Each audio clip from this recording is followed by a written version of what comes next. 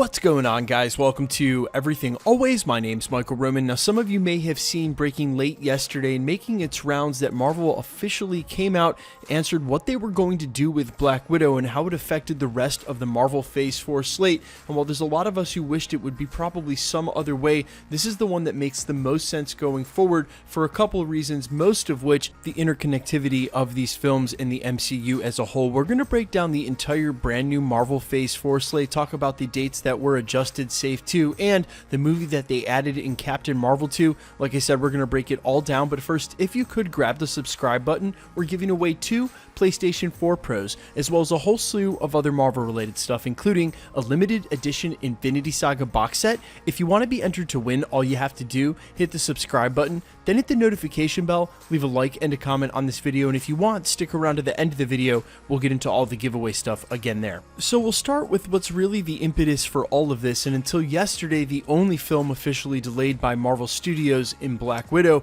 we were eagerly awaiting confirmation of whether this would be retained for a theatrical release, which seemed to be the consensus of most industry insiders, as well as here at the channel, for the better part of the last 2 weeks. And as it turns out, instead of retaining the initial November release slot for the Eternals, they'll slot Black Widow into that release date instead. So now Black Widow will be released on November 6th, 2020, and what that means for the rest of the films is they will now be moved like dominoes. The only films that retained their original release dates were the as yet untitled Spider-Man 3, because that, specifically a co-production, actually occupies a release date on Sony Studios' slate, and Black Panther 2 that was slated in May. So now you can expect to see the Eternals released in February 12th of 2021. That's followed by Shang-Chi, that would have been in that slot, now in Doctor Strange in the Multiverse of Madness slot in May of 2021. Doctor Strange has been slid over to Thor Love and Thunder slot in November 5th of 2021.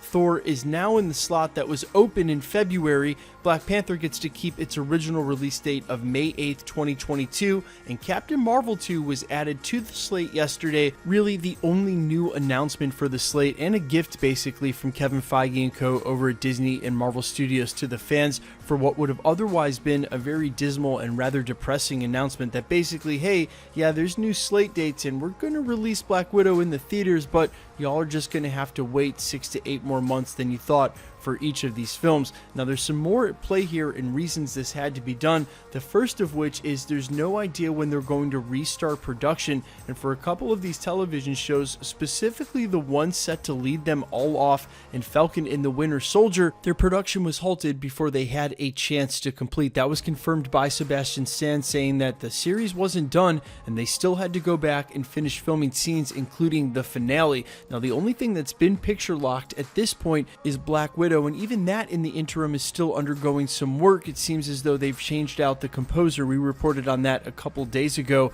Now, if they have to reshoot some scenes for any of these films, or if they have to finish filming on Falcon and the Winter Soldier, that won't resume until it's safe to, and Marvel Studios resumes filming on set. And since no one knows when that's set to occur, the rumor right now is that they may be waiting until September, almost a full month or 2 after Falcon and the Winter Soldier was set to debut. Obviously, if that's the case, they'll be pushing back the TV shows as well, which really, big picture, meant they had to sort of push these all back, as we don't know when production will resume. And if they kept any of the original release dates or tried to cram them all in, it may be the case that when production does finally resume, they're chomping at the bit and trying to get it in on a deadline. And we've seen how well that works in the past. Generally not well at all, especially on these huge big budget CGI heavy movies that just require time and tons of time to do. So now that we're in this point where they have to wait and see when they can resume production, it means that moving all of the movies back gave them a ton of breathing room to get not only the projects that still have filming left on them, but to get these new projects up and running, say like Doctor Strange in the Multiverse of Madness, which would have been set to start filming in the next 60 days, as well as Spider-Man the untitled third installment that was set to start filming this summer as well, and obviously won't be taking place. One interesting side note, as you'll notice, and I've mentioned now twice in this video, Black Panther 2 and Spider-Man were the only 2 films that retained their original place on the slate. And when Marvel went ahead and announced their movies during the original Phase 4 slate announcement at San Diego Comic-Con, of course, Spider-Man the third installment wasn't part of that because it's a co-production with Sony, but it's still Marvel producing the movie movie, it's still their resources, so it's going to be interesting to see if this doesn't stress them out in just a little bit. Obviously, from Sony's standpoint and being a co-production, Spider-Man is their most profitable intellectual property, and really no company can stomach what's going on. We're all taking huge losses from this, and to put it in perspective,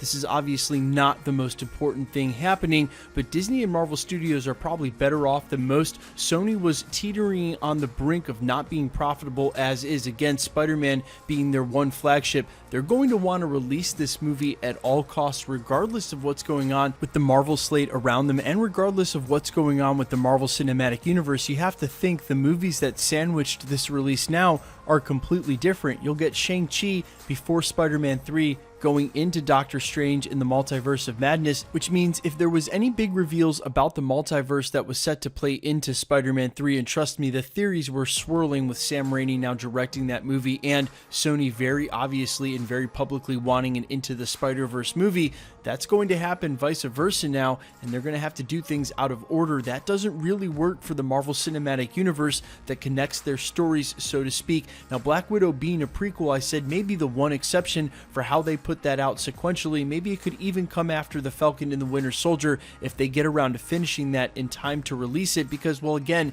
it's already a prequel, it's already out of order. But for the rest of the MCU and most of the time, that doesn't really work, which means that Spider-Man 3, unless the story was really insular in a way that most MCU stories aren't, or if really those rumors were true about Sony trying to hijack him back into their universe, they're probably going to have to rewrite it somewhat and or not jump the gun if the multiverse was set to be involved in any way. And that leads me to my final thought and really the bigger picture here, guys. The MCU just works too much together for them to have sort of delayed Black Widow but tried to push forward with any of these films. If one of them should get tripped up, if they weren't able to finish a film in time, that would be disastrous, because, well, they write these things to come in order so that they can build a story leading towards what Kevin Feige said he hoped would feel like two different distinct things. And sort of the whole reason we get so excited about the Marvel Cinematic Universe is not just the films, how they work by themselves, but what it's leading to and the overarching crossovers that's to come. And speaking of which, remind yourselves of that. There are some awesome things in the future, guys. I realize things seem like there are no light at the end of the tunnel right now, and there probably are some dark days ahead. Keeping things in perspective, a superhero cinematic universe really is one of the last things on the list as far as importance, but to all of us in our fandom, occupy a super special place in our life, and especially right now, we could really use the escapism. So yeah, it's a bummer to hear that this is all going to get pushed back another 6 to 7 months, and we're going to have to wait for a movie that we would have had in the next 30 days, especially after this huge hiatus since the last Marvel Cinematic Universe, which has been as long as it's been since they've started 10 years ago. But it's the way that it had to be, and really it's Kevin Feige, Disney, and Marvel Studios taking care of something that's just too important. They can't rush these films out, they can't put them out of order, and really, if they did that, we wouldn't want them to. We want them to do this. Trust me, guys. We want them to get it right and keep it as good as it's been, keep the quality as high as it's been up until now. And the only way to do that was to inevitably delay it all. Guys, let me know what you think in the comments when you first heard this news, how it made you feel. But really, now that you've had some time to think about it